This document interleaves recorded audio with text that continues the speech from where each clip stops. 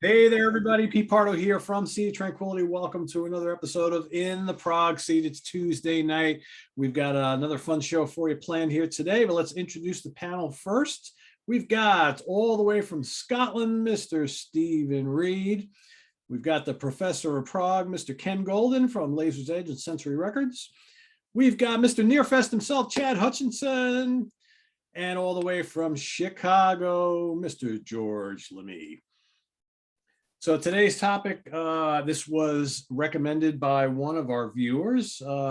Question was, well, how about your favorite like one-off or one-time collaboration albums? So these are the albums where a bunch of notable musicians from different walks of life, different bands got together, did an album.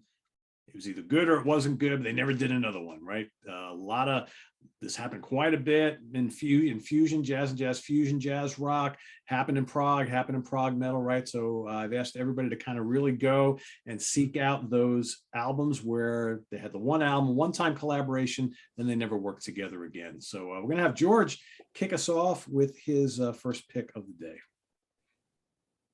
All right, the first pick, 24 Tales, Alex Mahashek and Marco Miniman. The story behind this is unusual. Marco Miniman posted a 51-minute drum solo online. And then someone, I don't know how the idea came about, but they got like 5 or 6 different guitar players to write an album's worth of music around the drum solo. So this is Mahashek's version of it. He's an Austrian guy that he's kind of like a mix of Holdsworth and Zappa, the Holdsworth technique and like the Zappa ideas, the constructs. This is more the Zappa side. He does everything that Marco doesn't do. A lot of vibes, a lot of crazy, the nuttier parts of the Zappa tunes. This is kind of what this sounds like. Another comparator would be maybe Ron Jarzambek's Solitary Speaking of Theoretical Confinement. It's kind of off the wall stuff. It's split up into like 24 chapters, so there are some chapters that are more mellow, but it's pretty much a wild ride all the way through. And they've yet to work together ever again. This is 2010, and they've yet to cross paths again, but highly recommended if you like wild stuff. Well, they haven't crossed paths again because Marco's worked with like 50 other guys since then, right? So he does. Yeah. Marco's not a bad guitar player either. No. Yeah. Mm-hmm. That guy could do it all. That's why I remember I said he would have been a great guy in Crimson. I agree. I've got a couple of his solo albums. They're pretty good. Yeah, they're pretty good. He sings. I mean, that does it all. Yeah, he's a great player. I hate people like that. I know. All right. Ken, we got Prog. What do you got? Well, first of all, I want the name of the viewer who came up with this idea, because I'm going to leave like a flaming bag of dog shit on their front steps. This was hard. This was really hard. Yes. And I'm glad he kept it to the top 3, because if it was 5, I don't know what I would have done. So my number 3, I'm not sure these are all in any kind of order. My first 3 is this one. This is kind of a interesting album. Can you guys see this? That's a really good one. Yeah, the Amorphous Androgynous and Peter Hamel. So, you guys familiar with this? No, that cover's amazing though. Wow. Yeah, it's George will love this because I know he's a big Peter Hamel fan. So Amorphous Androgynous are the guys from the Future Sounds of London, the techno duo. So Amorphous Androgynous is that's like their psychedelic offshoot project.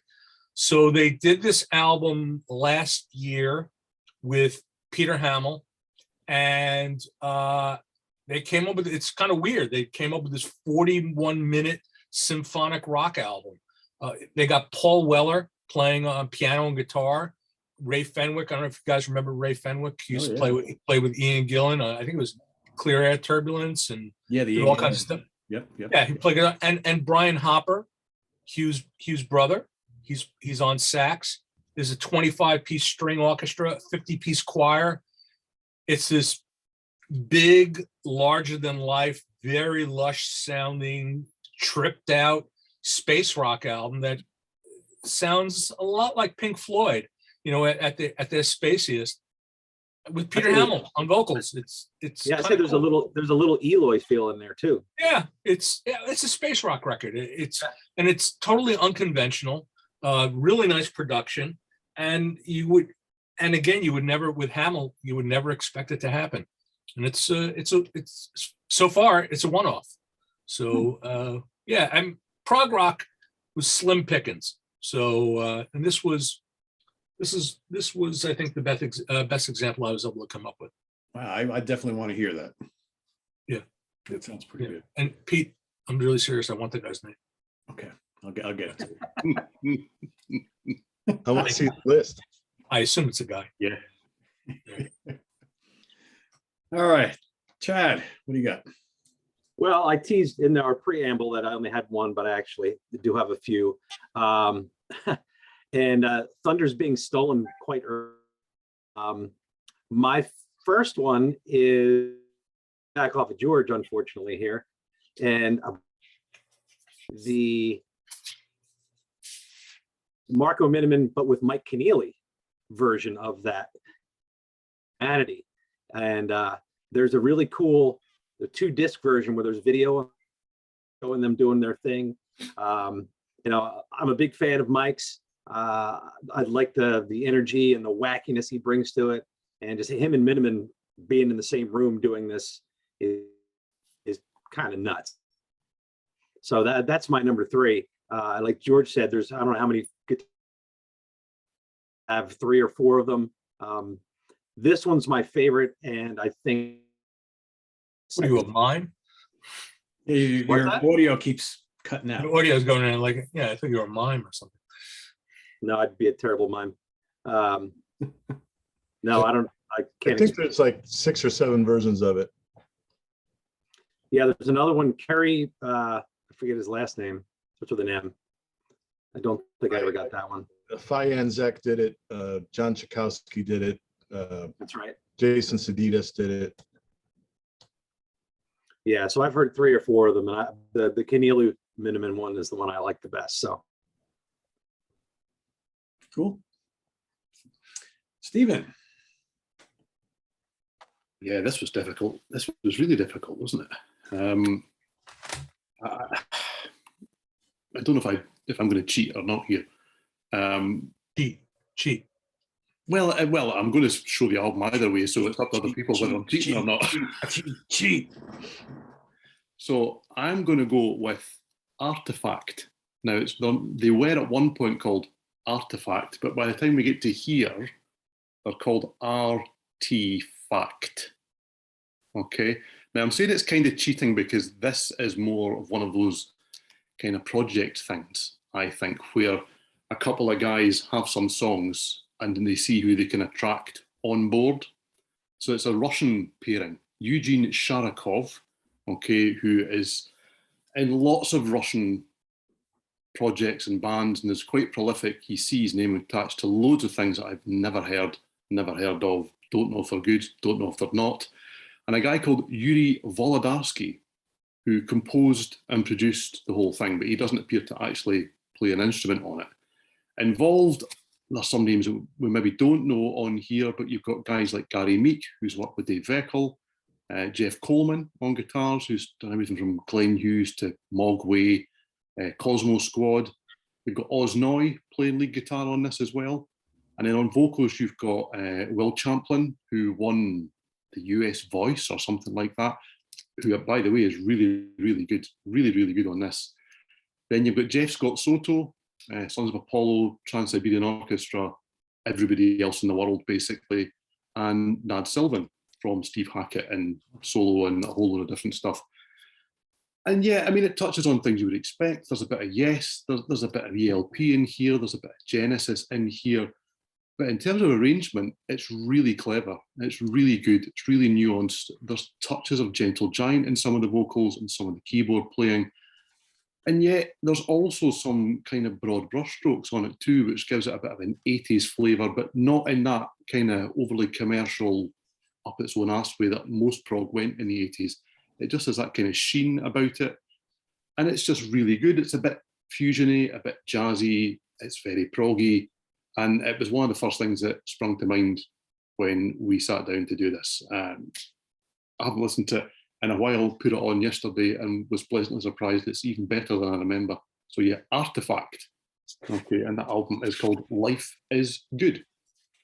There you go. That sounds pretty good. Good cast of characters there. Yeah, it is. And what I like about what they've been asked to do on it is they're not just asked to come and just do what you'd expect. So like Jeff Scott Soto, for example, is asked to really go and do some like staccato vocals in a completely sort of different style. And you know it's him because his voice is unmistakable. But you kind of think, well, I haven't heard him do that in anything else that certainly I've heard him sing on. And the whole album kind of runs like that a little bit. So it's really good. And I would love to hear them do something else with the same cast, with the same people putting the music together. It's really good. I was just poking around. I think I actually have it on vinyl. Weren't those guys doing something else? Because I think they had another project that I used to Yeah, see. I mean, I haven't heard anything that the other two guys have done, but you go and look on Discogs and various things, and Sharakov especially just has a list of 20, 30 different albums, but they all seem to be different acts. They don't appear to have a thing that works together all the time, or maybe they do and I just don't know it and I can't find it. But this is certainly the only. Artifact have singles, but that's when they were called Artifact with an A. But by the time that we had Artifact, this, as far as I'm aware, is the only thing they've ever done. 2017 it came out. So a little while ago, but not ages ago. I don't know why, but there was something that he was involved in that I sold quite some time ago.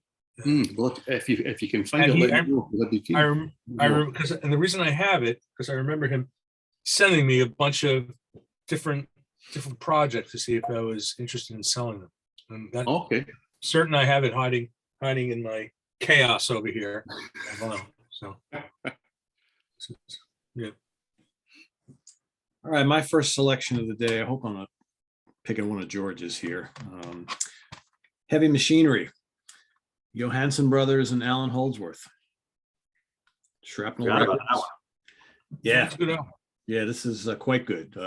Pretty ripping fusion, some prog, a little bit of prog metal, but not prog metal light, I guess, but blazing soloing from especially Jens and Alan Holdsworth, and some dynamic drumming. And I remember when this came out, I was like, holy crap! It comes across like the kind of project that it is, the one-off project that it is. But I think it's one of the cool things that Holdsworth did in this time period. Again, he was just guesting everywhere, and the Shrapnel guys, I'm sure, were happy to hook him up with whoever they could and get him to work do some on the label. But yeah, some great tunes on here.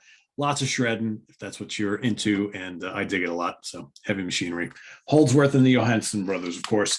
Anders and Jens from Yngwie Malmsteen's band, Hammerfall, Stradivarius, that whole thing. Ronnie James Dio. They've been around quite a bit. So What is Jens doing now? I think he's still in Stradivarius, but I'm not 100% sure. Hey, you forgot Mastermind. You didn't mention Mastermind.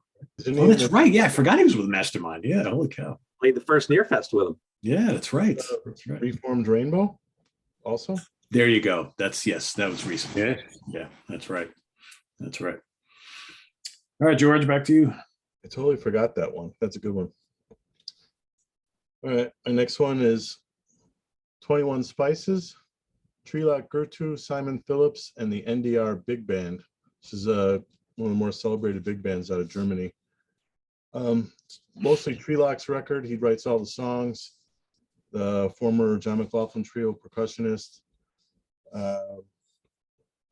invites Simon Phillips to play set. He usually functions as a set player. The way he plays percussion is very set-like, but he gets Phillips to play set here. The big band, something I like in concept, the power of a big band, but it's often staid and stuffy. It gives you that Lawrence Welk vibe. Not here. They're working on these Indian fusion tunes. Phillips kind of gets a rock backbeat in a lot of the stuff. The first song is like a 9-minute building, slow, softy, but after that, the rest of the album is just really, really enjoyable. Highly recommended. 21 Spices. What year George, is that? 2011. 2011. Okay. Has to have the number 18 in it. He's going down by. What do you say? You keep Am I breaking up again, or am I just? Is that just Yeah. what? Yeah. It's almost like your audio knows you're doing it because it's missing the punchline every time. Chad, do you know how to sign? Maybe if you sign.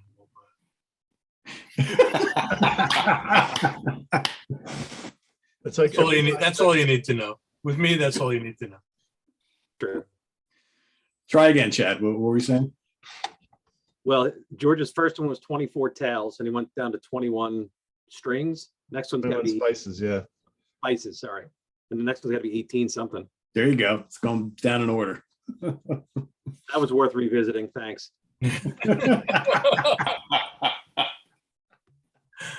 Oh.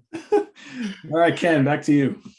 All right, my number 2 could easily be my number 1 because it's a great one, and I don't have I don't have a prop because it's buried under a tarp somewhere in my listening room.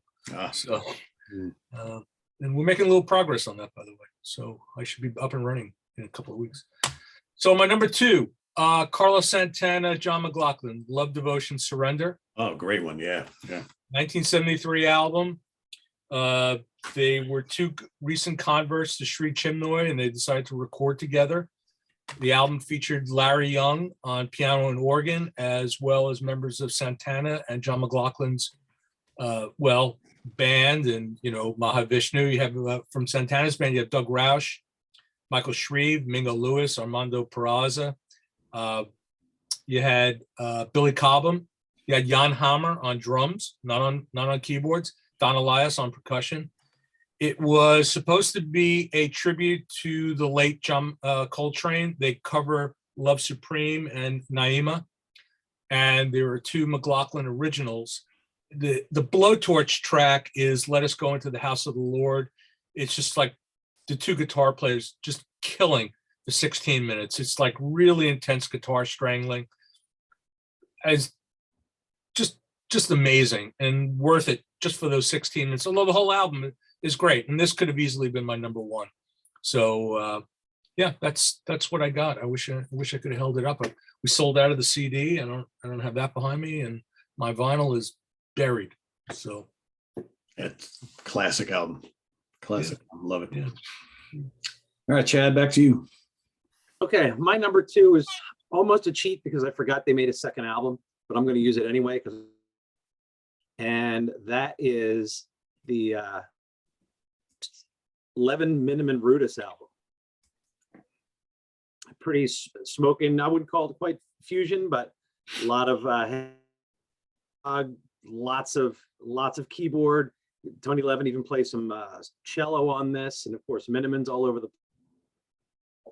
jamming, playing, sort of in a little, but a little more keyboard heavy, I would say.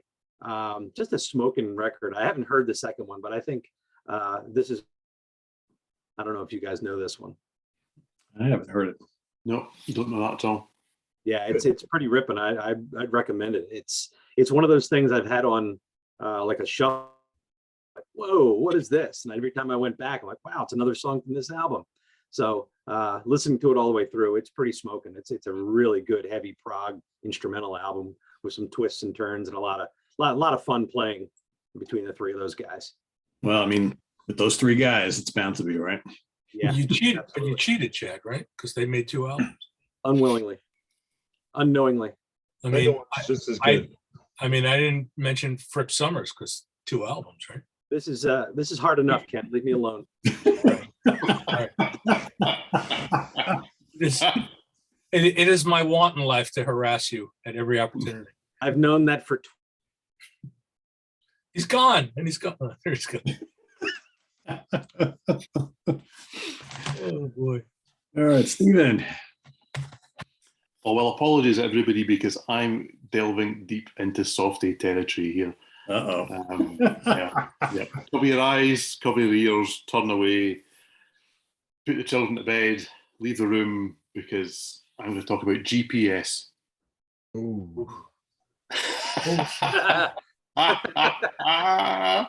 universal acclaim from everybody else there, from the panel. Good stuff. So GPS is obviously Guthrie Govan, it's John Payne, and it's Jay Shellen. And they obviously couldn't find a way to get the O of Royal Okamoto in there, because otherwise it would have been Gops or Pogs or Spog. So we went with GPS, I suppose, purely for that reason. And yeah, it's an extension of the John Payne era of Asia. I like that era of Asia.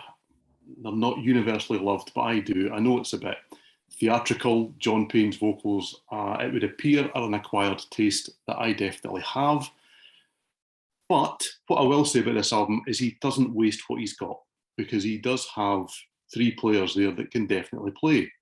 So the whole idea of this album was meant to be the Architect of Time Asia album that was never made, never released. This is what they were working on when Jeff Downes, heard the rustle of the money and decided that the original Asia was the way to go.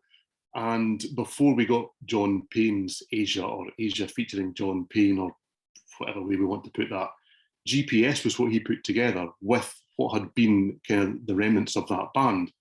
In the end, this album, Windows to the Soul from 2006, has nothing that was left over from those sessions, supposedly, and it was all brand new compositions. And what you get, therefore, is some really AOR-inflected prog with some excellent instrumental sections.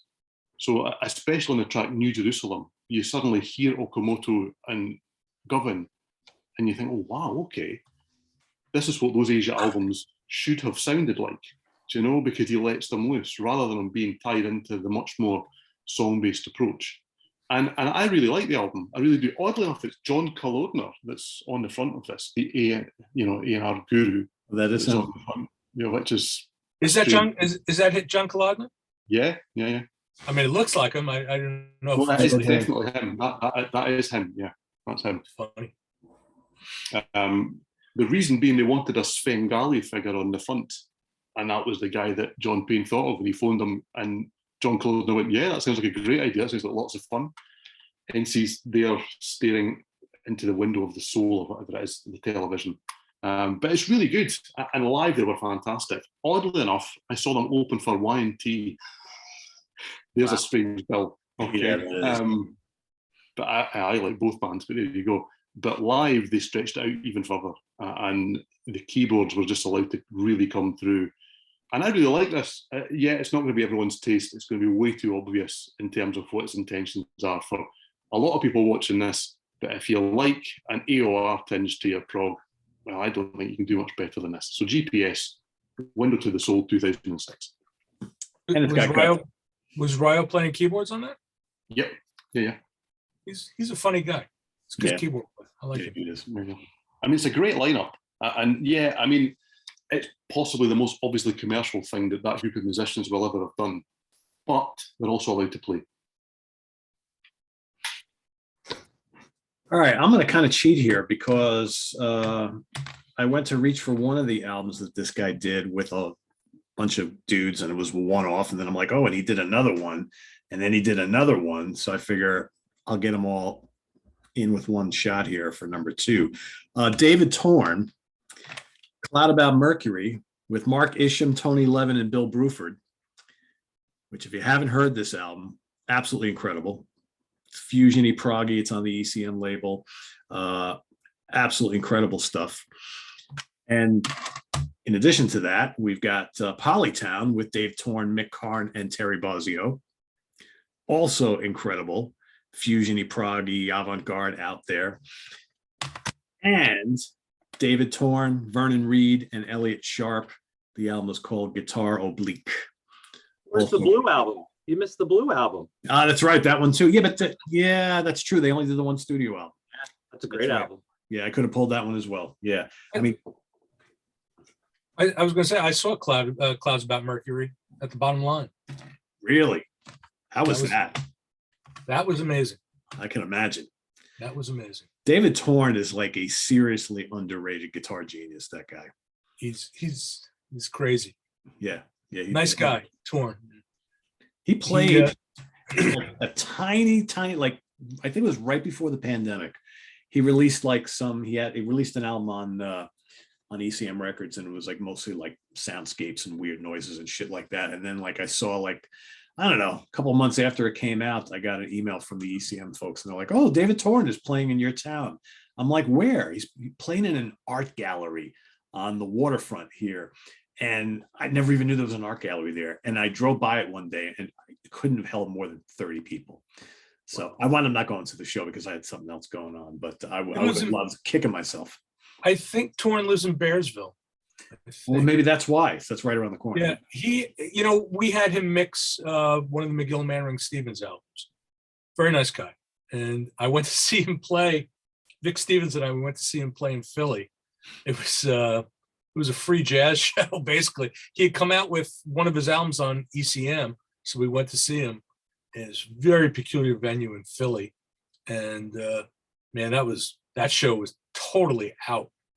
And that was tough to sit through. But man, Well, I mean, some of this stuff, solo stuff, when it's just him, he's just using, he's got all these loops, and he's using soundscapes and all these really kind of free jazz avant-garde, soloing techniques. But the guy is a great player. But man, when you hook him up with some of these other dudes, I mean, these are, especially these two, classic fusion albums. Classic.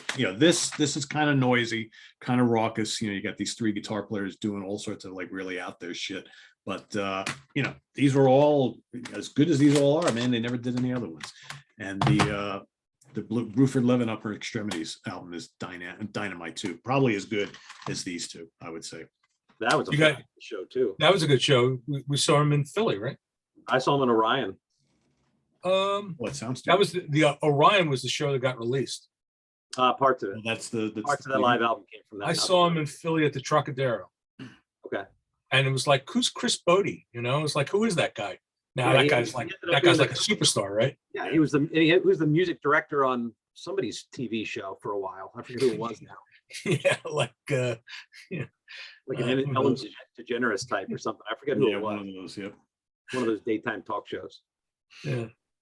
That guy's career just blew up, totally blew up. Torn is the war guitar guy, right? No, he's no. Yeah. He plays these crazy looking guitars. Yeah. And he does all kinds of treatment to his guitars. They're like Frankenstein guitars, and he uses all these loops and stuff and electronics. And I remember he was playing these guitars from Germany that were absolutely insane looking. And I went to NAMM with Scott McGill, and I said, "We got to go check these out. We got to go look at these guitars." I said, "Scott, you got to get an endorsement." And he tried playing them. He's like, these things are like so uncomfortable and totally fucked up, He was like, no. So are the covers as bad as they look, Peter? The album covers? Because that last one you held up was like, that took 10 seconds to put together, did it not? This one? Yeah. Yeah, it's ugly. Yeah. I mean, this one here is a typical. This is typical ECM. That's about the proggiest album that ECM ever put out. Cloud About Mercury, yeah, I would say so. Yeah, that's a great record. And this, David. Yeah, this is kind of a weird album cover too, I guess. Yeah, that's a great album. It is.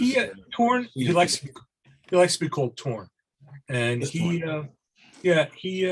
worked with Bowie. Talented guy, very talented guy. Yeah, he's done a lot of stuff. What stage did you work with Bowie?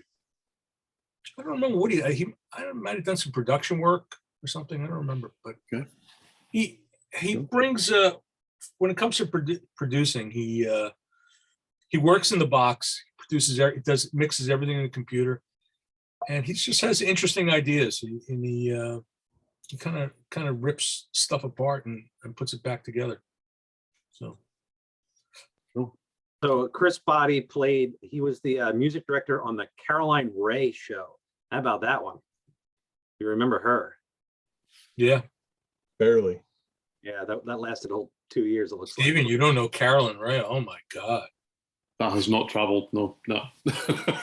I'm clearly not missing out. Only person who knows Caroline Ray are her parents. That's sorry if there are any Caroline Ray fans out there. Sorry. They're all writing in right now, Ken. Yes. They're so angry. Oh, somebody will be posting in the comments. Believe me. I'm a misogynist or something, All right, George, back to you. Number 3 or number 1. All right. whatever. Kazumi Watanabe, Kilowatt. Would appear to be just a solo artist hires big guns kind of thing, but it's really not that. If you know the way it came about, the level of involvement of bass player Bunny Brunel, he co-writes 3 of the songs and he writes 2 of them entirely himself. So he's part of 5 of the 10 songs. John Wackerman on drums, my least favorite Wackerman, but such is life.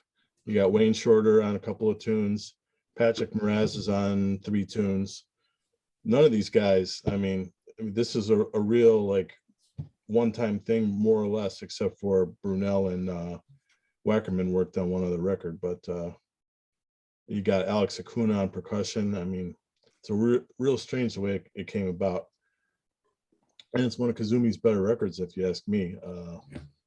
It's got that austere, like real super clean sound, look kind of like a Crimson sound on Discipline. It's like real kind of the era, but this is actually predates it. This is 1989, but highly recommended. Kilowatt. Yeah, I'd argue that that album may even be better than the Spice of Life albums, which I like quite a bit. I think so, yeah. Yeah. Great guitar player. Very, very underrated player. Yeah. Oh, yeah. Yep. He's on a lot of those 3 Blind Mice albums. But, I asked Brunel once on Facebook, how come you never work with Kazumi again? You have beef with him? And he's like, no, it just never happened. Like, okay. See, they seem to have some kind of kismet, but guess they didn't think so. Maybe the album didn't sell enough. Maybe. All right, Ken. all right, so I got this one. I wasn't sure if I should include this. So I asked the Dark Lord of Sea of Tranquility, Darth Pardo, if I should include it, and he said go for it. So I get to hold up a prop for this one. It's called A Gathering of Minds. And yes, this is an actual lacquer, the 2 LP lacquer that was cut from the original masters. And I can't discuss in public how I acquired it, but I could tell you a little bit about it. It was a one-off show from the Montreux Jazz Festival in 1982. The lineup is Didier Lockwood on violin, you have David Sanchez on keyboards, Billy Cobham on drums, Jack Bruce on bass, and Alan Holdsworth on guitar. George is shaking. I can see it from here. Yeah, Georgia. On what? George. You can see you shaking from here. Yeah, this is like a 3 hanky album for George. So, you know. And it was professionally recorded and never officially released because at least one member was not happy with the performance. I think you could probably assume it was Holdsworth because Alan was never happy with anything. But I included it because it's pretty widely available from, the various bootleg sources. It was actually pressed as a bootleg CD. If you go to the different the different BitTorrent sites, I'm sure you could find it. It's probably been up on Dime a Dozen for the last 15 years or so. Everybody gets to show their stuff. They run through material from each guy's solo career. Everybody's given a space to solo, and Holdsworth shows why he's the ultimate sideman. I caught a raft of shit from some guy who said, who got upset with me because I said that Alan's solo album said he can't write a tune, and I stand by what I say. But he's also, the great sideman. He always shined when he played with other people. Think about Tempest, UK. Just whatever it was he was doing, he was always at his best when he was playing as the side guy. And this is just a phenomenal album. Jack Bruce, they do a great version of Theme for Imaginary Western. They just call it Western. You get a little bit of everything, and Lockwood is killing on it. And Holdsworth, man, he's ripping. George, you've heard this? I got it, yeah. Yeah. What do you think? You like it? Except for the vocal tunes, I'm not a fan of Jack Bruce's voice at all, but See, I love Jack Bruce. it smokes. Yeah, and it's just a shame. I could tell you that. I'll tell you it was, as I said, it was professionally recorded, and it was on a 3/4 inch U-matic master, digital master. Don't ask me how I know it, because how I know that I won't tell you. And that's my number one. It was recorded video too, Yeah, but only one track is out there that I've seen. yeah, and so yeah, I was lucky enough to get the lacquers. It was a one-off. This is the only one in the world, so y'all could eat your heart out. Awesome. All right, Chad. You give a little flex there, you know. Sorry, my camera took a shift to the right because my dog's tail hit it. That was pretty good. All right, so my number one is actually not even a full album. I'm going to take it all the way down to a song, which can probably go maybe to 2 songs. But I'm going back to 1995. And God, hold on, Echo, stop. He's nudging me. Back to 1995. And we're going to loop back to a topic we had about 2 months ago, talking about Magna Carta. And the one-off on the Yes tribute album, Tales from Yesterday, that I really enjoyed, and I wish these guys had done more together, was what they called Stanley Snail, which was Mike Keneally on guitar, Kevin Gilbert on bass and vocals, or well, at least on this one, on vocals and keys, Nick DiVirgilio on drums, and Brian Beller on bass. And they did a version of Siberian Cat True, which is just smoking. I actually wrote to Mike Keneally last night to ask him a couple questions about this. And he said the idea was they wanted to recreate, or it was Kevin's idea to recreate Siberian Cat True as perfectly as they could, but make it almost feel like it's like a remaster or a remix. But, and then in certain points, just go make a left turn. So near the end, or in the solos, you know, near 2/3 of the way through, bam, they go into Sahara Snow Part 1 from the second Bruford album. Mike Keneally just does a improvised solo at the end, and then bam, then they go into Heart of the Sunrise. But it's all meticulously played. The vocals are insane. All these guys are amazing musicians. The closest they came to doing a second tune was on the Genesis album, Supper's Ready, where they did a version of Back in New York City. Now that one's credited just to Kevin, but Mike is on it, Nick is on it, but there's no Brian Beller. So they didn't call it Stanley Snail because Stanley Snail has the yes connotation, but it's essentially it's pretty much the same guys. And for those who don't know, Stanley Snail comes from the gold stainless nail line in Siberian Cat True. But so that one was credited just to Kevin, but yet pretty much the same guys minus Brian Beller on it. And then these guys to play together again, but it never really happened. Kevin showed up on Keneally's first album on a couple songs. They have Toss Panos, the drummer, as a commonality between them. They obviously Nick DiVirgilio.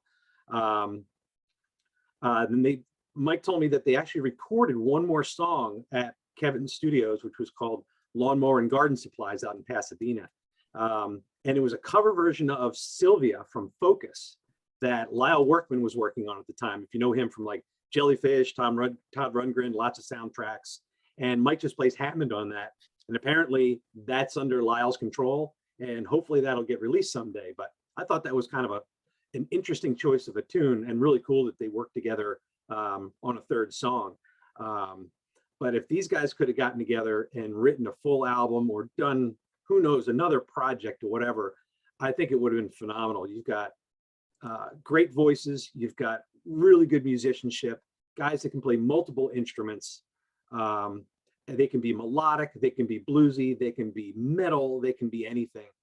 They're super versatile, and it's a shame that Kevin died in May 1996, as I think a lot of good music could have come out of a collaboration between these guys. So that's my number one pick, Stanley Snail. Yeah, I forgot all about that. That was pretty cool. There were some, I forget which album it was. Which of those tribute albums did Steve Howe and Annie Haslam do that pairing? That was, yes, they did. Oh, Oh no, was that no? Steve Howe and Annie Haslam did To turn the Wonder Stories. Wonder Stories. Okay, And yeah, she did Ripples on the Supper's Ready one. yeah, with someone else. Yeah, Yeah, I forget who played with her, but yeah, she sung Ripples on that. cool. Yeah, good choice. I forgot all about that. Yeah, that would have been nice to hear whole album from those guys. Oh yeah. Yeah, Yep. very cool. All right, Stephen, your final pick of the day. Well, my final pick of the day is from 2013, and it was released on K-Scope, a label that do a lot of things that I quite like.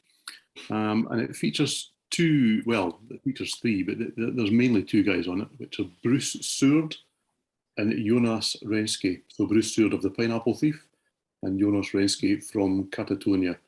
And this is Wisdom of Crowds, which is either the band name or the album name. It seems to be both and neither. And the only other person that's on it is Steve Kitch, doing synths and programming. He's also in the Pineapple Thief as well. And supposedly the songs on this album were really going to be a Pineapple Thief album. And the songs just didn't end up being there. It wasn't leftovers. That was just the project that Bruce was working on at the time. And then he teamed up with Jonas Renske, and because there's not a drummer on the album, it's all electronic beats. It feels very modern for 2013. And you can tell immediately that it's Bruce Seward, but it doesn't sound like the Pineapple Thief. And the star on the album for me is Jonas Renske, because the vocals just take this album in a completely different direction. And it's slow and it's plaintive, but it can also be quite aggressive and in your face at various times. And it's exactly what you would expect these two to do, but it doesn't sound like either of what the two of them do in their day job. And that to me is the sign of a good collaboration. As we'll come across when we do honourable mentions, I had lots of nearly but not quites in this kind of category.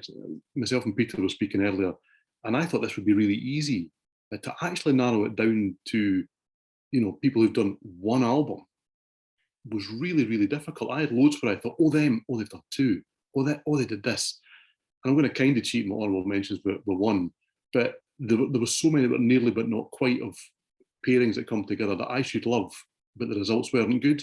This was the one where I love both of the people involved, and the results are excellent. So yeah, this is Wisdom of Crowds from Seward Renske from 2013. Yeah, I never heard that.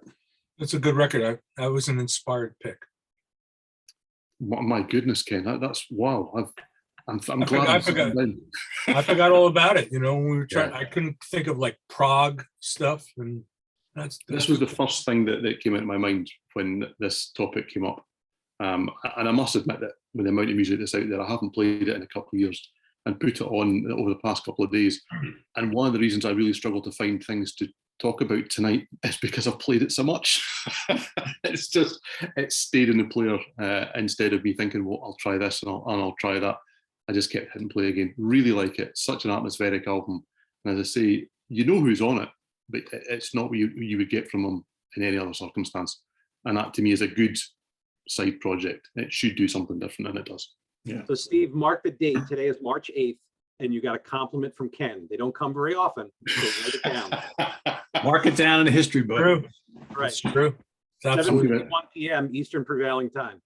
I'm actually going to swap my real birthday for today. This is it now.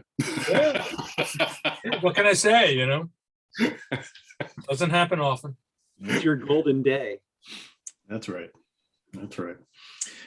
All right, my number one. I could have sworn George was going to pick this one, but I'm gonna do it because I was looking at my stack of honorables and I'm like, this is probably could be my favorite out of all these. If it's not my number one, it's up there. But from 1987, and George and I spoke directly to one of the guys in this little configuration, and he just was like, it was kind of like a jam session that they recorded and released, and we didn't really think much of it, but a lot of people seemed to like it. Players. There you go. Scott Henderson, T. Lavitz from the Dregs, Jeff Berlin from all sorts of cool stuff, and none other than Mr. Steve Smith on drums from Journey and Jean-Luc Ponty and all sorts of other places. And this is terrific. And, Scott was like, yeah, it's just, we were just jamming and whatnot, but it sounds like fully composed music to me. And it's total 80s fusion, a lot of great guitar and keyboard solos. The bass work is outstanding. The drumming is great, catchy little tunes. And yeah, I don't know. I totally dig it. And yes, George, I finally found it. And you know where it was? In the closet. No, yes, but it was exactly where it should have been. Ah, I couldn't find it for like 2 years. I'm like, where could I put it? Because it's like, did I file it under P? No, it's not under P, but it should have been under H for Henderson, because something like this I usually would keep with the most prolific guy that I own other stuff by. So I looked like a million times. And then one day I was like moving some stuff around, and I'm in the H's and I'm looking for some, I see Holdsworth stuff. I see some Scott Henderson stuff, and I'm going through and I'm like, oh, there it is. Right where it should have been all along, and that's where it was. So I must have just, because I think the spine is like so white and you can barely read the name of the band or whatever, Yeah. just totally spazzed on it. But yeah, I never lost it. It was always there where it should have That's not the kind of fusion you'd hear on the Weather Channel, would you, doing local on the 8s? been. No. 'Cause I have heard Tribal Tech on there in the past. I think I had that Players album, but never played it. It's great. It's great. yeah. You've heard Tribal Tech on the Weather Report? Because Tribal Tech is pretty Yeah. burning stuff. I've heard Tribal Tech, and I've heard California Guitar Trio. Now, do I watch too Yeah, I much could Weather see- Channel? Maybe. Who knows? I can see the California Guitar Trio on there. Tribal Tech, I'd be surprised. I mean, they do Yeah. have some mellow stuff, but Yeah, I was shocked. yeah. All right, honorable mention time. George, what do you got? Well, I had the Players, and then the other one, Mojo Tapestry. Oh, wow, yeah. This is a power trio: Brett Garsed, Rick Fiorabracci, and Kofi Baker. Sounds loose, jammy. There's composition credits, and it's pretty split pretty evenly, but it sounds very loose and jammy and more rocky than a lot of these guys usually are.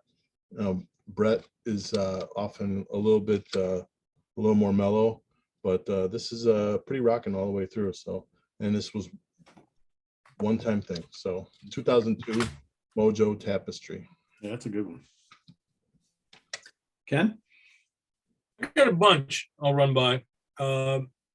What did you guys think of Anderson Stolt? I like it. I didn't hear it. Look at Steven shaking his head there, like, Yeah, I don't dislike it. Yeah, it's not great. It's good. It's I good. didn't think it was, I thought it was actually okay. It was the closest John Anderson is coming to sounding, doing an album that sounded like Yes, I think, since he left Yes. I mean, his solo albums certainly don't. And what's weird? I was looking at the credits today. There's a bunch of guys that co-wrote the album. I have no idea who these people are. I mean, Anderson is listed, Stolt is listed, and a bunch of other guys, and they're not playing on the album. So I found that to be a little odd. But it's a pretty good cast of characters on there. You got Jonas Reingold, Lally Larson, Tom Brislin, Daniel Gildenlow, Matt Sylvan. To me, it kind of sounded yes-ish. Yeah. I enjoyed it. I enjoyed it for what it was. I know some people really didn't like it at all, Yeah. but Yeah, I don't dislike it, but it hasn't lived with me, if that makes sense. Yeah. So that's one. I had in the fusion world, I'm sure George has this one in his collection. Again, I can't hold it up because it's buried. Didier Lockwood and Uzeb, absolutely live. It's a live recording from Paris, 1986. I could hold up this. This might be a little bit of a cheat, but after Chad's been cheating all night, I don't cheated have too. a problem holding this up.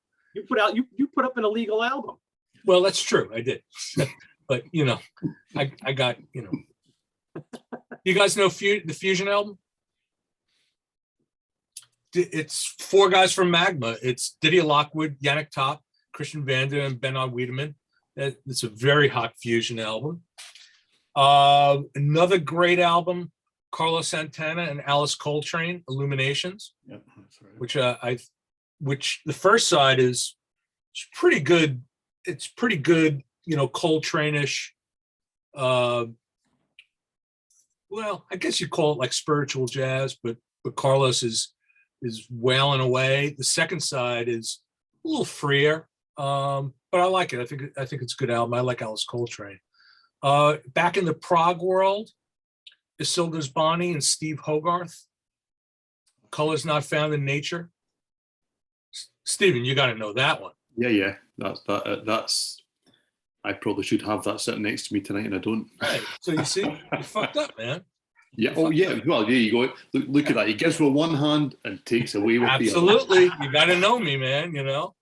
I giveth and I taketh away. It took So- 6 minutes. Yep. That was, actually, I went back and revisited that. It's not bad, but I'm not like a huge Hogarth fan. They just did 2 albums with Hamill, and because of the one album rule, I didn't list the Isilda's Bonnie Peter Hamill albums. Those are actually pretty good. Also, I got this is a pretty obscure one.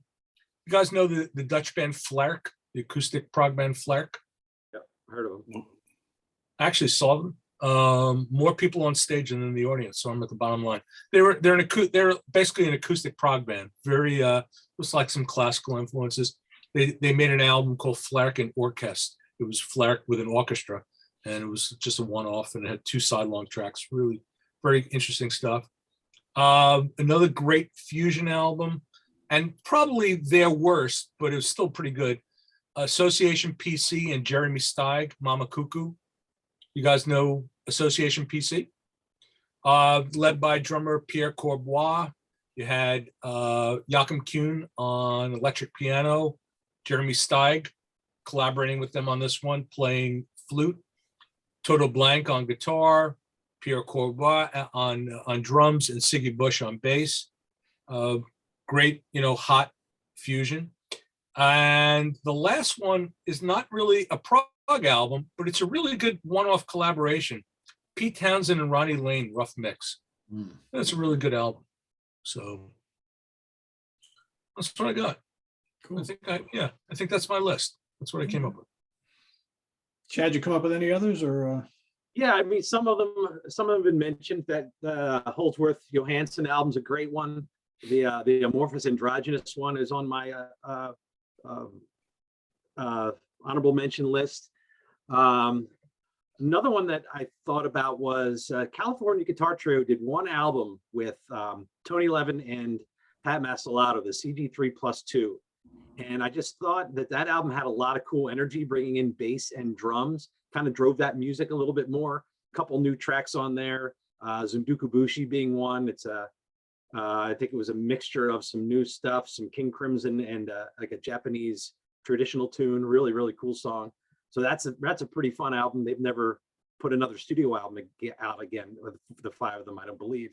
What was the other one? The Blue album, the Bruford Levin Upper Extremities. I listened to that the other day. That's a great one. But one that I'm surprised has not been mentioned at all is, GTR. How has no one brought up GTR? Wow. Well, I'm kidding.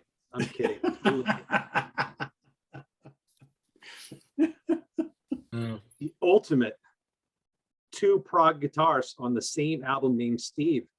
How could it fail? Yet it did. Well, actually, musically it did. From a fiscal point of view, it was a huge hit. So, yeah. Hey, they got on MTV with 2 songs, I believe. Yeah. Yeah, I used to really kind of dig that album, and now all these years later, I'm like, that's not very good. Actually, Yeah, that's where I am too. Think about how starved we were for prog in 1986. we all wanted to love it, right? Yeah, So bad. yeah. That was like a dream come true, and it's like, this is not. Come on, I was 15. I was waiting for the next Def Leppard album to drop. Ugh. God, there's been a lot of Def Leppard talk on this channel lately. Holy cow! For those who haven't watched the Hudson Valley Squares last night. All right, Stephen, you got any? I do. I'm going to play my own little game show here of nearly but not quite, because all of my honorable mentions are nearly but not quite. So I've got a promo from This Oceanic Feeling. So this is Chris Braid from the producers, the Dow's Braid Association, Lee Pomeroy from It Bites, Headspace, ELO, Steve Hackett, Take That, Anything and Everything, and Ash Shown on drums. This is very poppy. It's a little bit proggy. It's really good. I really like it. The song I Play Debussy, my eldest daughter absolutely adored and probably still adores this song. We spent hours listening to this in 2015 when it came out. So I'm going to choose that. Is it prog? Nearly, but not quite. Okay, so then I also went for All We Know. So this has got, even with my specs on, I can't read. Christopher Gildenlow, Daniel Gildenlow, Damien Wilson on it. It's got Rude Jolie from Within Temptation. It's not their only album. I thought it was. It's not too, so it's nearly, but not quite. I've got Excarnation. Okay, so this was a band centered around a guy called Senk Oroglu. It's got all the members of Winger on it, believe it or not. Rod Morgenstein playing guitar. You've got Red Beach also playing guitar. Kip Winger playing everything that he usually does. Pat Mastelotto on drums. It's a bit melodic rock. It's a bit industrial. It's a bit progressive. Is it prog rock? Nearly, but not quite. You've got, I really should have picked up the other Hogarth album because I've got Hogarth Barbieri. Okay, this should tick all my boxes. You know, we've got the keyboard player from Japan, Porcupine Tree, the singer from Marillion. Is it good? Well, it's got 3 great songs on it. Is it great? Nearly, but not quite. They also did an EP, so I'm still cheating. So it's twice nearly, but not quite. And the last one that I picked up, well, this is Third Matinee. Okay, This is really pop prog, very bizarre cover. Yeah. Wow. Okay, Richard Page from Mr. and the whole cast of people here. I meant to pick up the album from the band that this kind of generated out of, which was Toy Matinee, which is much closer to what I should be talking about. So this is nearly the album I meant to pick up, but not quite. And that's all of my picks. All right. All right. I figured I had to pick this one in an honorable mention, even though I'm not really crazy about the album, but it's a perfect example of what we're talking about. Storm Corrosion. Stephen Wilson and Michael Ackerfeld from Porcupine Tree and Opeth. Not really a fan of this. I liked it. Yeah? God, I find it boring beyond belief. Well, Kind of boring too. From 2 people that I absolutely love. It's Right? I figure when they announce this, I'm like, that can't miss. So beige. Yeah, And it's just, it just does that all the way through. well, it reminded me a little bit of like Damnation. A little bit, you know. I'm not saying. not as All right, good. not as good. All right, but I don't know. I didn't think it was bad. Damnation's great. I would like to see him do something else and kind of pick up the pace a little bit, but I don't know. This is something I actually got quite recently, and they did this a few years back. Eric Johnson and Mike Stern. Eclectic, right? Yeah, eclectic. Wait, how is it? It's pretty good. It's pretty good. It's kind of weird hearing them together because they're both so different from each other. Yeah, I couldn't imagine that. Yeah, but there's plenty of hot guitar stuff on here. There's some jazz and fusion and little bluesy stuff, and I like it. I mean, I love both guys. So They both sing, right? yeah, a little bit. Yeah, there's some instrumentals and some vocal tracks. Yeah, it's pretty good. I saw Mike Stern play with Miles Davis. Did you? Wow. Holy shit. And I saw him in the clubs also. I saw him a couple of times, I think. So not my favorite player, but you know, he was good. Yeah, I've seen him live so many times, like, you know, in a solo band. And I love him. I love him. I'm amazed nobody mentioned this one. Jeff Beck with the Jan Hammer Group. It's cheating. I know it's cheating, but That's a great record. It's Yeah. a great record. The 5-piece band, McLaughlin, Chick Corea and company. Who else is on there? Kenny Jarrett, Christian McBride, Vinny Colaiuta, Herbie Hancock shows up as well. Great stuff there. This isn't great, but I think I wanted this to be amazing, and just the thought that these guys played together for this one show. The Trio of Doom, Yeah. McLaughlin, Pastorius, Tony Williams. McLaughlin didn't want that to be released. I think know he they- did. Yeah. Well, Yeah. because I mean, I think Jocko was like completely smashed during the show, right? Is that like the rumor? Well, Jocko was smashed at every show. Yeah, at that time. Yeah. You know, I used to go see Jocko. I used to see him play in the Village in New York. Oh man, he was in a bad way. That's They had to pull Tony Williams off of him backstage afterwards. He was pissed. Yeah. At this, really? Yeah. It's a shame because that should have been really, really great. You know. Jocko. I mean, he was. I don't know. Was he bipolar or whatever? But he was not of right mind. I remember one time we were, my wife and I, we were wandering around the Village, and there was a famous basketball court. It was on Avenue of the Americas.